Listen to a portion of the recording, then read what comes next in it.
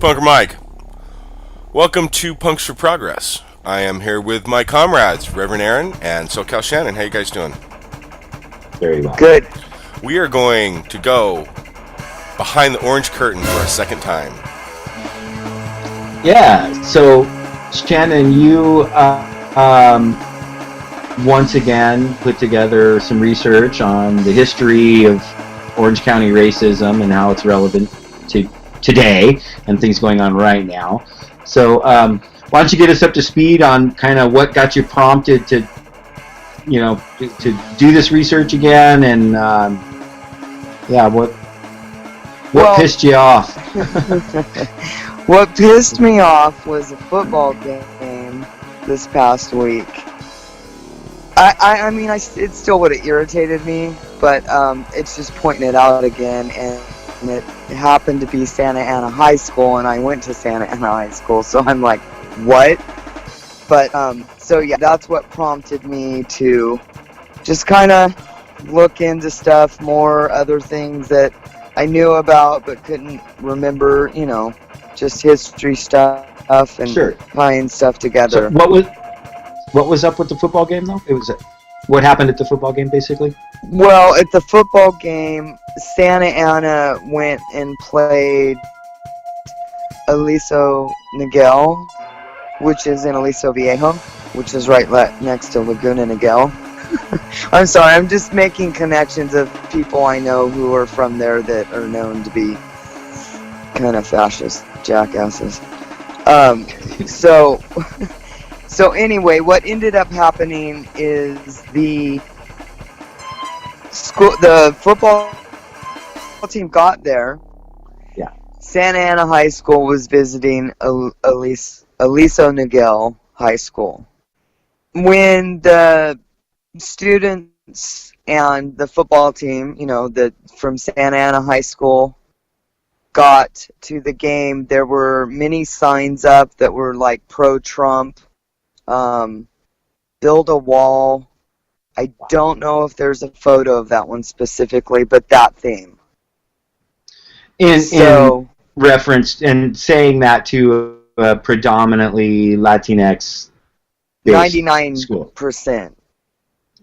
So we'll get back to that. I know you want to come back to that, but that's kind of what got you, wanting to look into the past and mention things that I didn't mention in the last or the first report.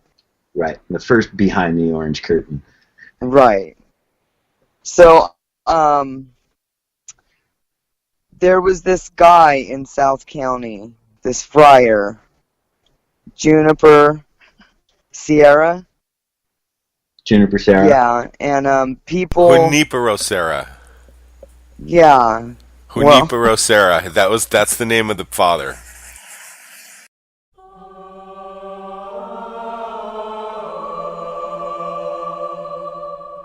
Beatum Juniperum Serra.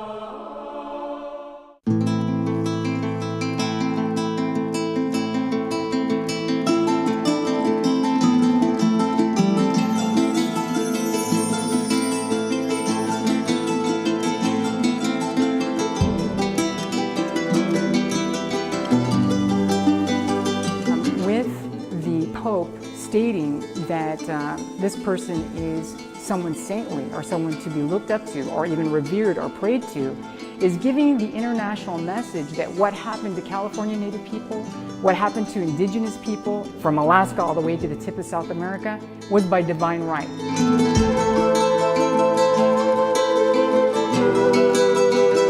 Our protest is also to tell the Pope that by canonizing Junipero Serra, they want to canonize colonialism, they want to canonize white supremacy, and they want to canonize the genocide of our people.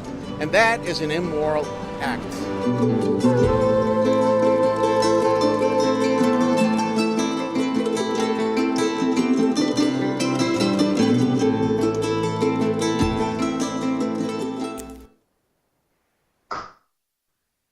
The one who named Santa Ana, it was Vallejo de Santa Ana, the Valley of St. Anne, and somehow it got shortened to Santa Ana, but he established that in the mission in San Juan Capistrano in 1776. Where the swallows go.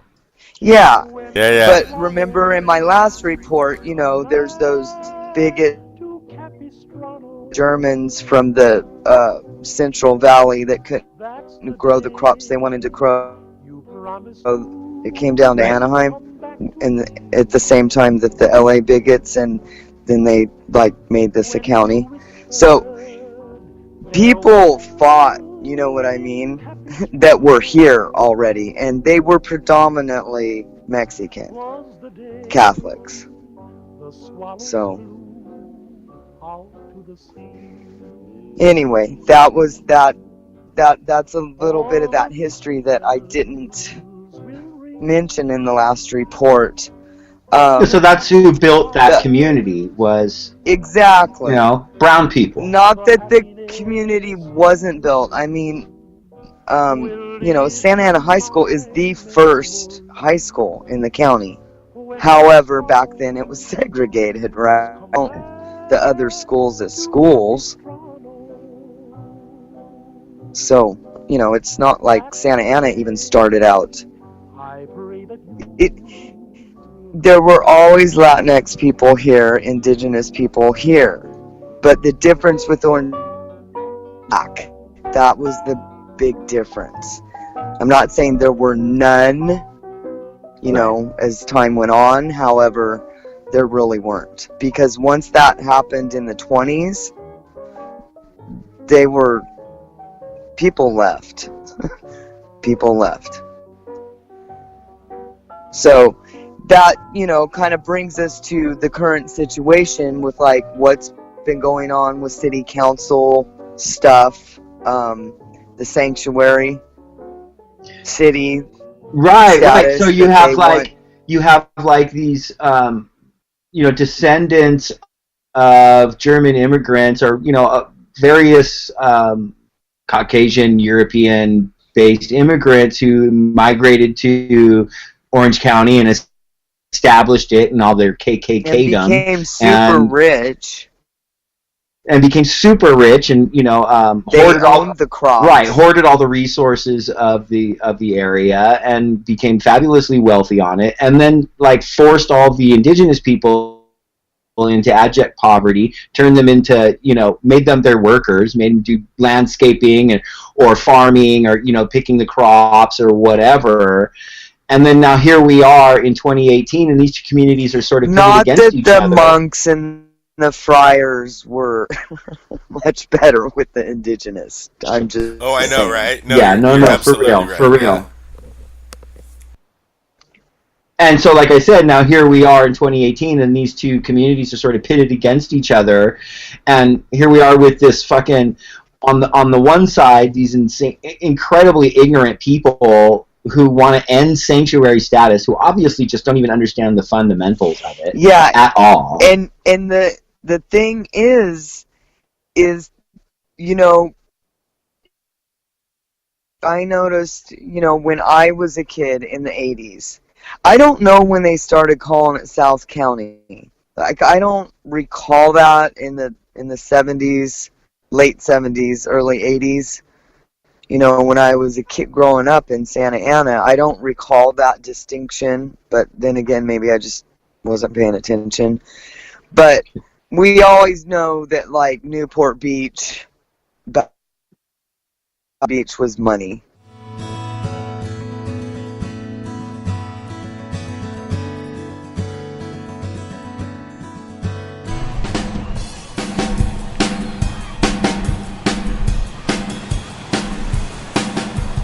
Things to do at all times of the day. You can jump on your boat and go to Catalina. You can go cruising down to Mexico. Yeah, I see tons of people out riding bikes, running. 12 months out of the year we can ride our bikes. You can lay on the beach in the afternoon having to ski Big Bear Mountain. There's always parties to go to, so many different venues, a lot of really wealthy people here, so the party goes on and on and on. This is where it's at. This is why the real estate's good. This is where all the yachts are. This is where the money is. I mean, this is Newport Beach. This is what it is.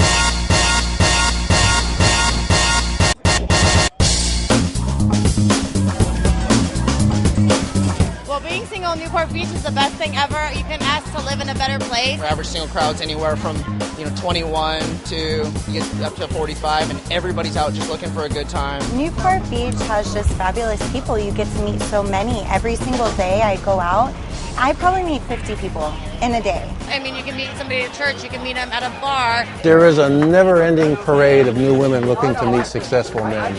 The girls in Newport Beach are typically a lot of fun, very social. You get the girls who want to party all the time, and you get the girls who want to hike, you get the girls who want to just enjoy the weather, lay out on the beach, so you get a little bit of everything. A tan, blonde, beautiful blue eyes, great figure. Pretty much how it goes here. I think men are looking for beautiful women who are motivated, but mostly beautiful. This is Newport. There's a lot of competition, and guys definitely like girls that are thinner, obviously, bigger boobs. The boats get bigger, the guys get older, the girls get younger. The scene here is if you can stay single, stay single. So I think but every now and then you find the right girl. It's kind of a single atmosphere, I would say. You don't really get, I don't know, at least for me, I don't get tempted to just settle down right away. It's hard to be married in Newport Beach. They call this the land of the beautiful people. It's pretty funny, but you got to have a lot of money.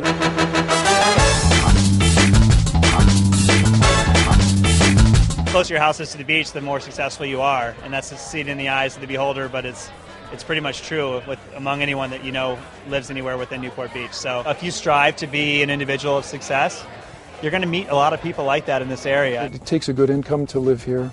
Although you can drive 7 minutes inland and buy a house for under $1 million. I mean, people move here because they want to be wine to dine with what's around them, and they also want to be around people like themselves. Women, we don't pay for much when we go out, so like the actual going out scene is pretty much for women paid for.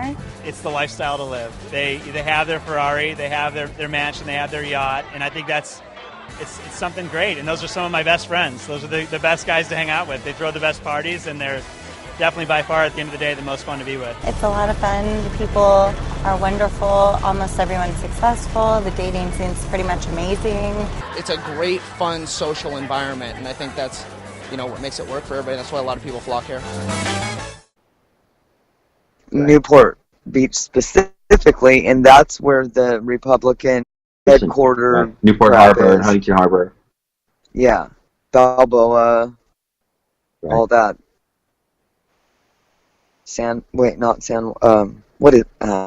That's the cities that in the cities. I mean, I wrote them down. It's Laguna, Newport, Mission Viejo, Huntington Beach, San Juan Capistrano. But Yorba Linda, that's North County. Costa Mesa is North County. City of Orange. Are all the people that voted to, I guess, repeal sanctuary. They want to be on the federal lawsuit. They want to join it. They voted to do that already. Republican. And Tustin just did too. And Irvine. So it's the rich part, the rich parts, the historically, I should say, rich parts of North County as well. Yorba Linda, Bray. Fullerton, Bray, I'm not sure how they voted. La Habra Heights. Yeah, there's I'm not sure there's either. some pretty fancy Fullerton, houses up in Bray, let me tell you. Fullerton, maybe not. Definitely La Habra. La Mirada. Fullerton didn't vote for it. Fullerton, Santa Ana, and Laguna Beach is the only place in South County that voted in favor for sanctuary. When we think about sanctuary cities, we tend to imagine, depending on our political view, either lawless cesspools where federal law is utterly ignored. Pretty much the definition of anarchy. Human sacrifices, rapes, murders. Satan worshippers. American lives are being lost. They are breaking the law. They are harboring fugitives. This is absolutely nuts. Or havens for one of the nation's most marginalized groups. You are safe in Chicago. This is about human beings, families. And we will continue to be a place of refuge. But in reality, neither of those descriptions quite fit. And to understand why, you have to put yourself in the shoes of a local police officer. What are sanctuary cities? They're cities and counties in the U.S. that limit their cooperation with immigration enforcement, which falls under federal jurisdiction. These policies are different in different places. In Chicago, it means city employees aren't supposed to share residence immigration status with other people. In Washington, D.C., it means police officers are barred from asking residents about their immigration status.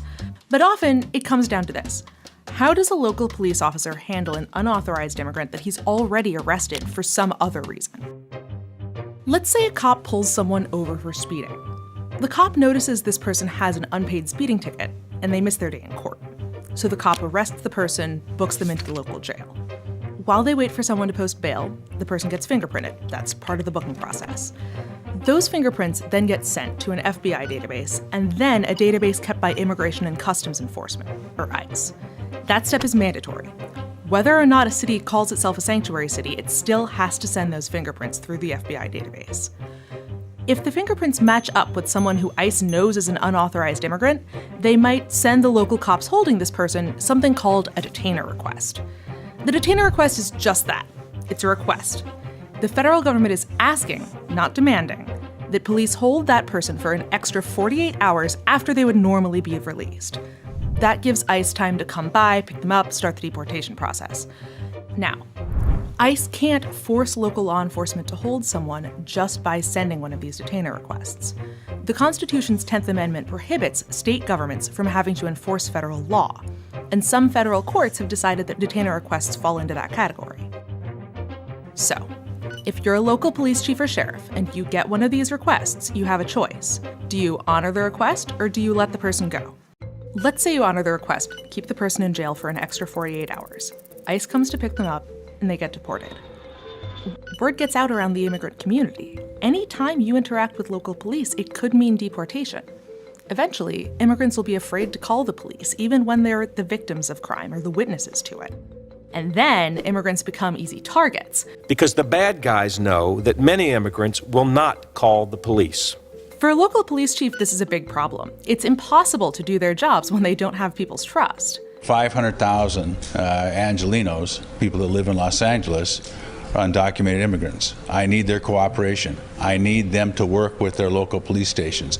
I need them to be witnesses to violent crime. What about the other option? What happens if you ignore the order and let this person go home? First, there's no guarantee that they won't get deported anyway. Whether a city considers itself a sanctuary or not, local law enforcement can't stop ICE from deporting someone. But there's another problem. Think of the levels of government like rungs on a ladder. You have the federal government at the top level, that includes agencies like ICE. You have the state government, governors, legislatures in the middle. And then at the bottom, you have local government, mayors, police chiefs, sheriffs. If the federal government issues a detainer request and the local police department refuses to accept it, the state government can step in by taking away one of the state funding streams from the local police. That's what happened in Texas in 2017. The governor of the great state of Texas, Greg Abbott, has declared he will sign a law banning sanctuary cities. He's already issued an order that cuts funding to those sanctuary cities. This is dangerous, and I will not allow it as governor of Texas. This map shows the counties in red that always cooperate with ICE and the ones that don't. Those are in orange, yellow, and green. The green counties have the most restrictions on when they cooperate with ICE detainer requests. In late January 2017, shortly after he got into office, President Donald Trump signed an executive order that opens the door to withholding federal funds from sanctuary cities or counties. The wording of that order is vague, and it's already being challenged in federal court. But if Trump's plan does move forward, it could put local law enforcement officers across the country in a lose-lose situation. For them, deciding whether to honor a detainer request is often about choosing between financial security on one hand and public safety on the other. So only 3 communities out of all of Orange County essentially voted to maintain sanctuary status. No, there's more in North County. I just didn't. Okay. I'm not sure about Garden Grove, and then I'm not sure that even some people even put it up for a vote. Santa Ana has just been outspoken in speaking out against the other cities. You guys are, they don't say assholes, but basically, they just point out how disgusting it is. And Santa Ana is the county seat. There's lots of poverty there. I mean, I grew up there was always a homeless community. I walked to school past the jail, Eddie Westfield, where Santa Ana High School used to play. I think they still play there. I don't think it's called Eddie Westfield anymore, though. But anyway, and then there's the jail, and that was also the OCTA, the transit hub. So that's kind of where a lot of homeless people would be in any city, right? And so I was exposed.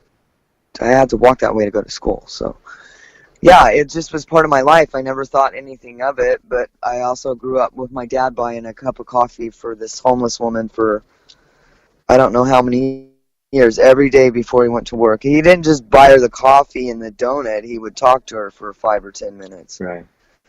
So, yeah, and the other thing with the sanctuary stuff is we're the same people that we find at Patriot Prayer stuff, like the big gatherings. They'll be there, Berkeley. Right. They're at these city council meetings.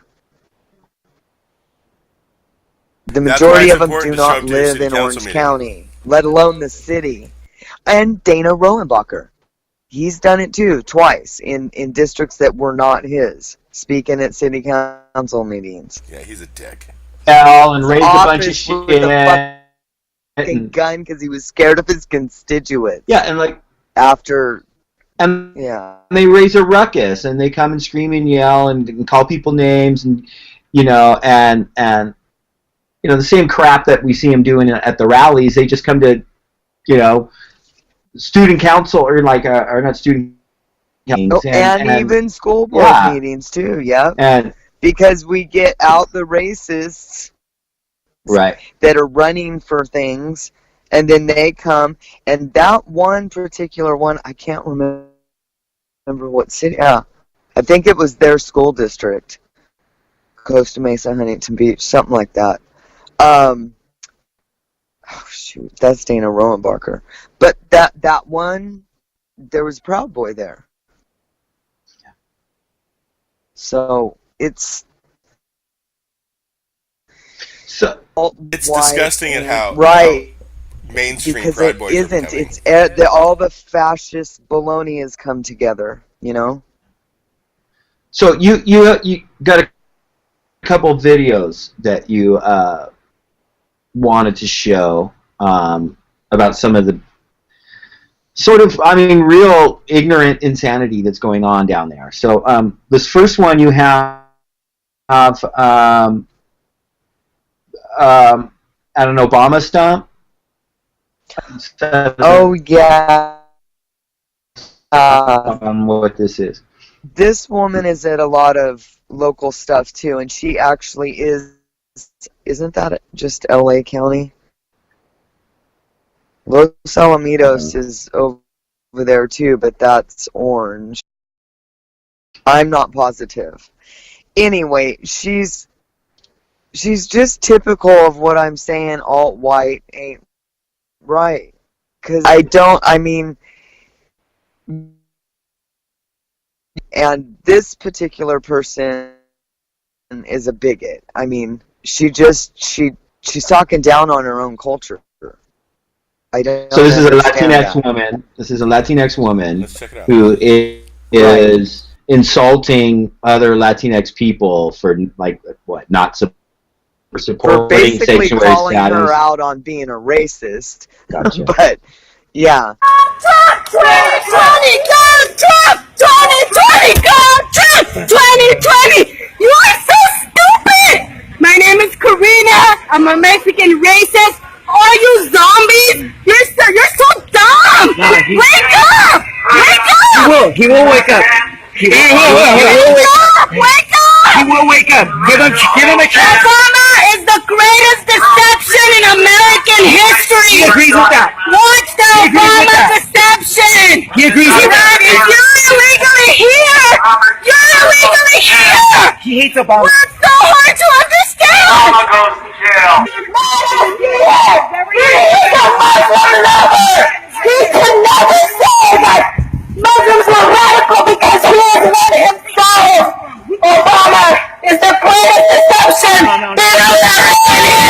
And you are America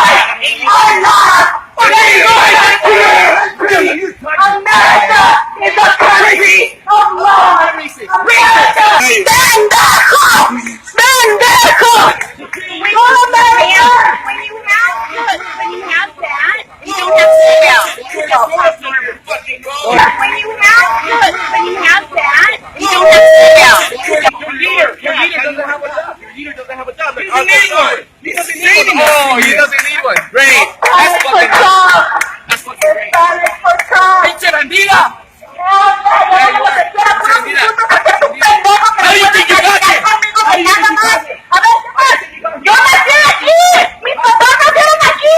¡Mis abuelos nacieron aquí! ¡Mi abuelo salió de la guerra mundial, la segunda guerra mundial! His kid. ¡Mis abuelos pelearon la segunda guerra mundial! ¡No! Is it true it kills everybody? ¡Mi abuelo peleó!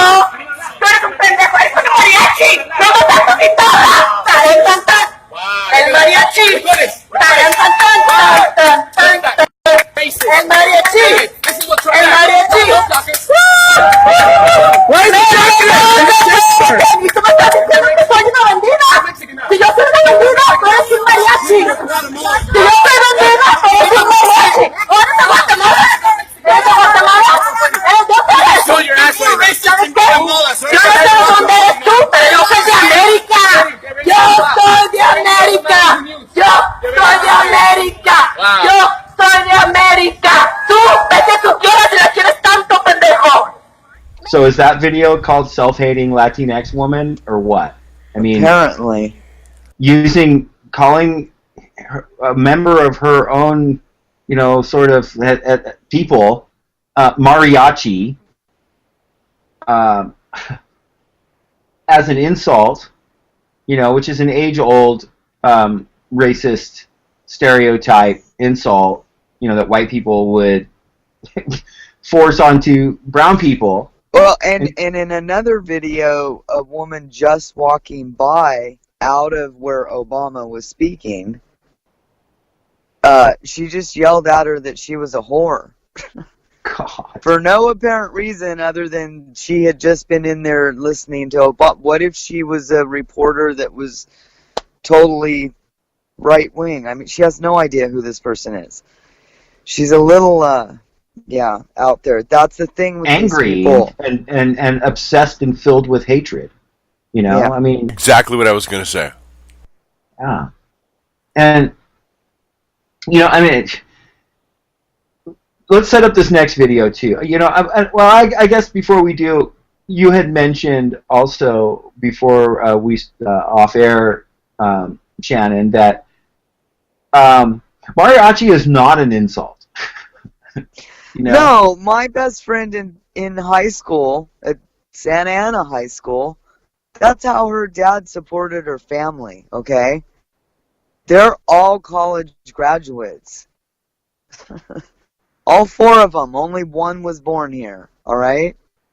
It's just... Yeah, so basically what you're saying is by calling somebody a mariachi, it's like calling them you're a low-wage, low-paid worker.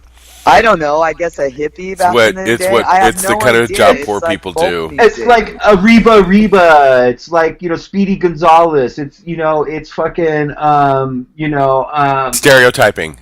Yeah, what did your parents listen to, lady? Racial stereotypes. Seriously, racial stereotypes. And it's belittling what is actually a really it's rich. Like making fun of people who have a thick accent like she does, and making fun of something that has a long, rich history. Mariachi. I mean, I'm a musician. Tradition. I'm a hack musician, and so I respect other people who play music. And I just think it's a profession to be honored, and especially when there's people out there who have been. It just does so much for the culture, and they tell amazing stories in mariachi music about their culture. It's beautiful music. I mean, it's just weird. It's just very strange and odd to me. I don't understand that. So I wouldn't put a janitor down at Santa Ana High School either. So there you go. So here she is, not understanding her own frickin' culture and then insulting another person from her culture based on her lack of understanding of her own culture. Arrogantly. Because she's angry. Because she's angry and pissed off. Did the guy say, like, that's a put down? Did he say that, or did I just think that? Because I'm like, why is that a put down? Like, Exactly. Whatever. So There's lots of working musicians. So let's check out this next one now. Apparently, this is at a Gavin Newsom event. Oh recently. yeah, Behind the orange and curtain. unfortunately, it's from a woman who is disgusting. Her name is Sutton Porter. Just so you know, go ahead and visit her stuff because, oh my gosh, That's the fastest she's you a got this video clip from? propagandist. That's the fastest you got this. Okay. So She's let's play this twit, and then man. This is great. Now, what I want to say in setting this up too is that what you'll hear this guy. It sounds like it's just a long strung together like nonsense followed by another nonsense thing.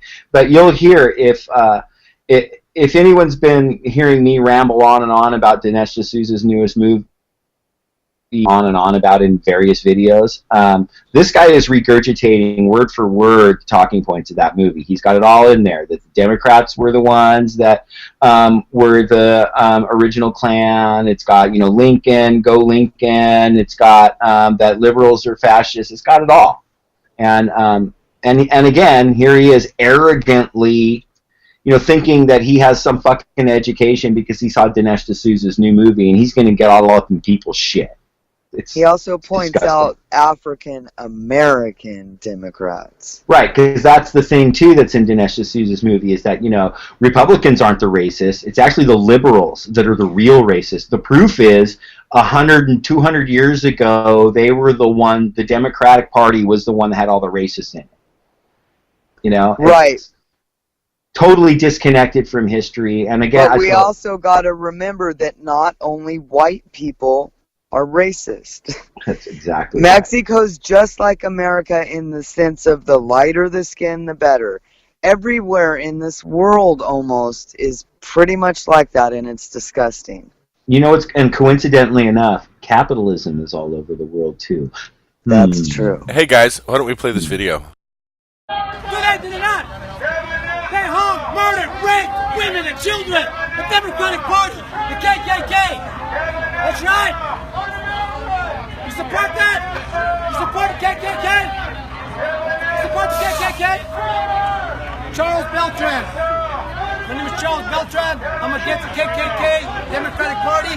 Democratic Party, they killed, raped, hung African Americans. Support the KKK, you're the Democratic Party. Come to the light, Abraham Lincoln style. Abraham Lincoln style, red, white, and blue. Make America great again. Abraham Lincoln style. Red, white, and blue. We defeated the KKK. The Republicans defeated the KKK. Those were the same people who were saying they're nice. The Republicans defeated the KKK. Democratic Party on the KKK. Rape, murder, hung African Americans.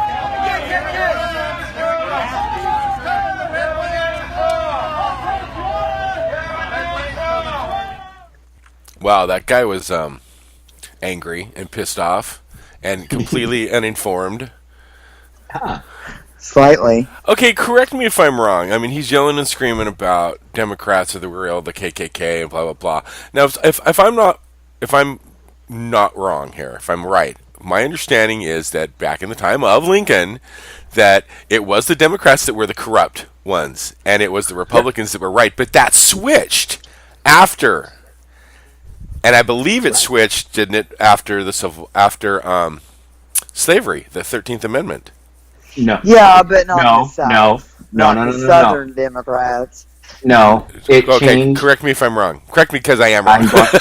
Yeah, you're wrong. I'm going to correct you. So it changed after Johnson signed the Civil Rights Bill. That was when the real change between the parties happened, and that's when all the the South completely once and for all converted to the Republican Party. And not to say that there hasn't been racism in the Democratic Party throughout its history, but I mean, it's not what they're saying at all. I mean, but they're rooted. What they're saying has some basis of fact to it. But that's exactly right. The true fact is that it has switched, and it is now blatantly the Republicans that are they're the ones that are running the fucking fascists and the racists. These guys that are come out and saying, don't monkey shit up.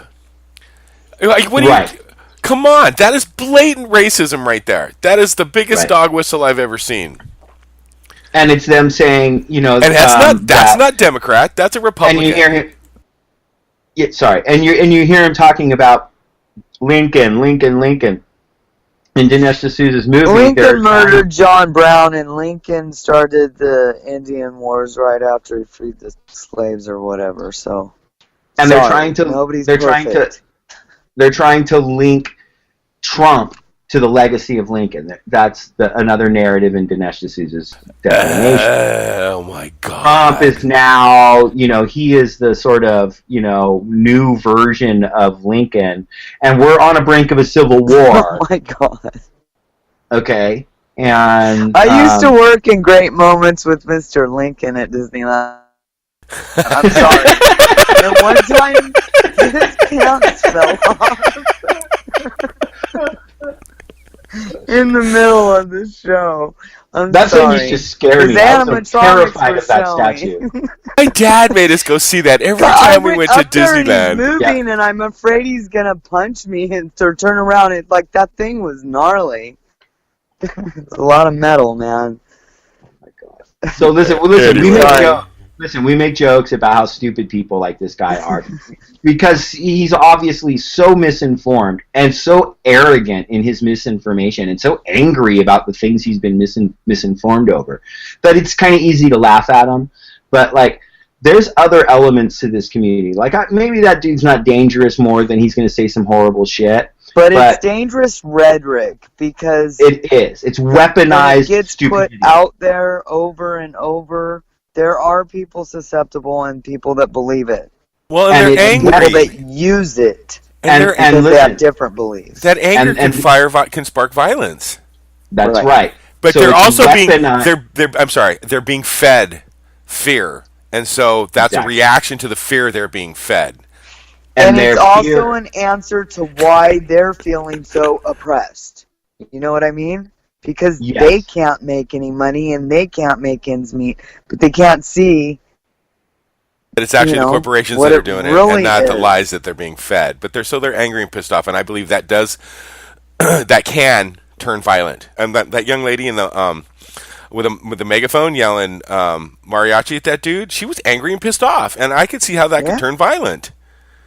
Right? So what it is it's the capitalists and their propagandists have taken all this ignorance and all this disillusionment and all this pent-up bigotry and weaponized it. And that's where you have groups like the Rise Above movement, right? And Identity Europa, etc., you had more to talk on this issue, right, Shannon? Yeah, because some of the militia groups. Well, there is. I mean, what is that? Otto Waffen is in L.A.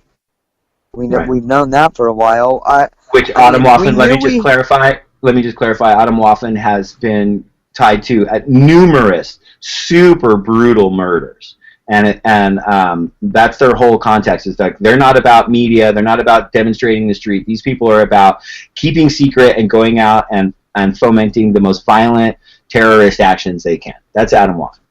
Yeah, and when we were kids in the 80s, the skinhead, it was just the skinheads, really. I mean, it wasn't like all these different factions. It was KKK and skinheads, but they kind of hung together, That's what it was. The boneheads, you mean? Because the KKK higher-ups were recruiting these fucking skinheads, Boneheads. Yeah, so I remember in the 80s, a young man getting murdered in Huntington Beach because he was gay. And I went to school and knew very well one of the person that was involved and went to prison for it. So, and it freaked my shit out. You know, I had another classmate that frickin' murdered her mom. So, yeah, some fucked up shit. But, so yeah, it's serious. This is the same shit with a different face, you know? It's the same stuff from the 80s. It's the same stuff. Talk to us about Blaze. And that brings us currently again in South County over winter break this past year. A young man named Blaze Bernstein was killed by a man who trained with Ram. And Ram, what was it, that political documentary? That's how I found out they trained in Irvine. I was blown away by that, and that was recently. So that's the Frontline documentary on Charlottesville. Yeah, on PBS, people.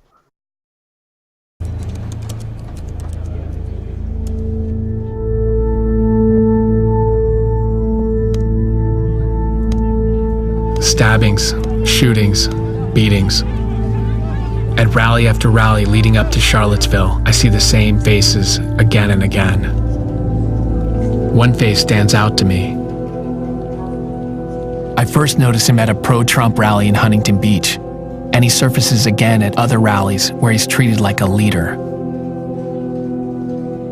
After he's briefly detained by police, I'm finally able to identify him.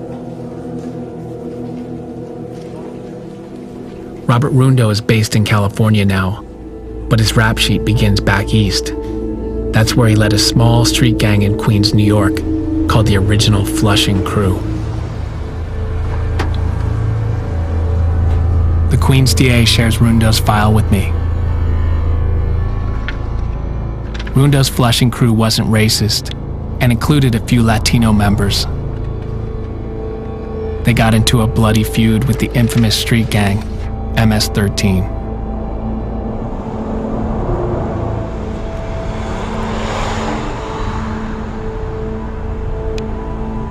Within MS-13, Rundo was known as El Diablo Blanco.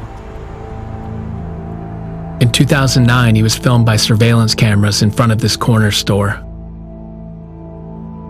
Rundo's crew can be seen chasing members of MS-13.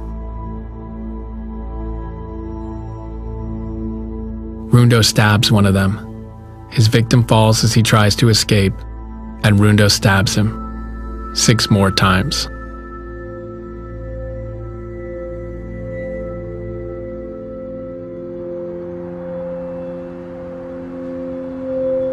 Rundo's graffiti remains on sidewalks here, but he's gone. He was sentenced to 2 years in prison for gang assault and sent upstate. After his release, he moved to Orange County, California. The neat rows of sun-bleached homes here look like a vision of suburban utopia. But Orange County has always had a darker side.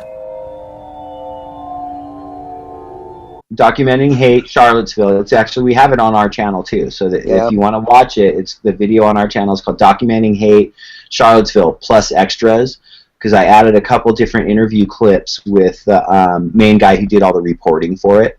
So please check that out. Yeah, you'll learn a lot about RAM, the Rise Above movement, which just pisses me the fuck off for starters, because Rise Above is one of my favorite fucking Black Flag songs. I got fucking Rise Above tattooed around my flag bars on me, man. And that song is exact opposite. Yes, it is. You're absolutely The right. lyrics of that song is exact opposite of this fascist fucking bullshit that's been going on forever. That's right. So it's just really what prompted me was all the blue flags in SoCal and Orange County. I don't know, Orange County has just always been a little quiet about their racism or something. It's the just whole country unbelievable to me. And not anymore. You know, it's crazy. I mean, I'm not saying I didn't know those people didn't exist there, but they weren't vocal. They weren't. No, you're right, Shannon. For fuck's sake, they want to get reelected. You know, they're quiet about they it. weren't putting them in freaking office. Okay, they may have been there, and it was kind of Dana's more been maybe in office for a fucking while. You know, I'm sorry, but he's a racist pig. I don't care. But he was also kind of quiet about it before. Now, since Trump's in office, he's Exactly. emboldened. Exactly, and that's why it's so dangerous for these Santa Ana high school students going to this place and then belittling it. Their fucking their ex-coach James Patrick, fucking what the hell's his name, of the former coach of Elisa Niguel. He was the one all over social media, you know, claiming certain signs weren't there, and it was no one's being racist, and that it's all a bunch of lies. That the righteous principal Jeff Bishop from Santa Ana High School stood up and called this bullshit out, and they took down the signs. The principal of the school took down signs, and after that, I guess there's different accounts, you know, but it seemed like the chanting calmed down. I think students were spoke to by principals and stuff. Well, hey, listen, these full-grown, full-on fascist bigots in Orange County, they raise good little fascist bigots too, you know? And this shit's for real. Yeah, that's what they do. It's fucking for real.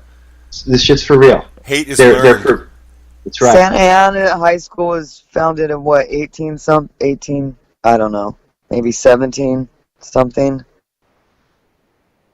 Elisa Niguel was founded in 1993.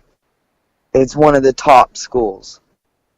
Of course it is. See the difference? It's also class. It's classism. It's total. That's right. Exactly what it is. Because it's 56% white there or something, and then it would be Asian and Arabic, Middle Eastern. Ain't no war like a class majorities. And which is what's going to end up. Which is what they want. That's why I'm saying the alt-white ain't right. Right? They're supposed to be afraid of these terrorists. What the fuck? Sorry, they're just. I just are don't the terrorists. Understand no common sense. Yeah, they are the terrorists. But and then they're feeding on people who are high school students who are, you know, testosterone. You know, the hormones aren't quite. You know, I mean, even teenage girls, you're becoming an adult and you're figuring your shit out and trying to have an identity, and shit gets out of hand sometimes. And the jocks tend to be fucking bullies. Yeah, and then they become politicians, right-wing politicians. Yeah. What? Doesn't sound like much has changed. Yeah, they become the fucking right-wing politicians and shit when they grow up. Hey, back in the day, Santa Ana High School, Santa Ana Saints was #1 football for a long, long, long time. And then the lack of funds, you know, it affects shit. It affects Well, hey, man, we went fucking deep behind the orange curtain once again, did we not? We did. Please, let's come back out. Yes. Fantastic work, Shannon. Thank you so much for doing the homework on that again. No problem. Thanks, Shannon. Love you guys. Let's get the fuck out of here. Love Peace out, guys. Bye. Version of the neo-Nazi movement? It's Pepe's becoming a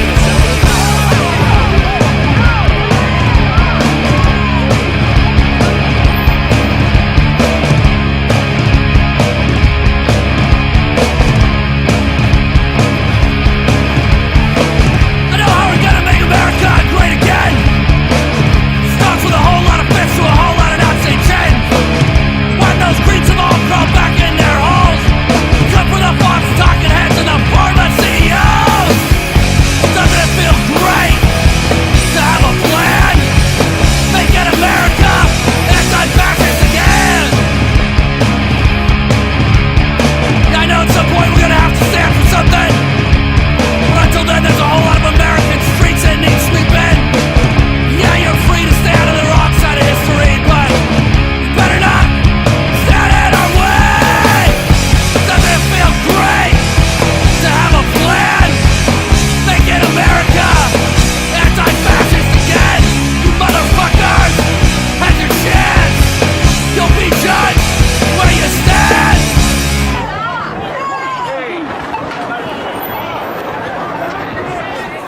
don't hurt him, sir.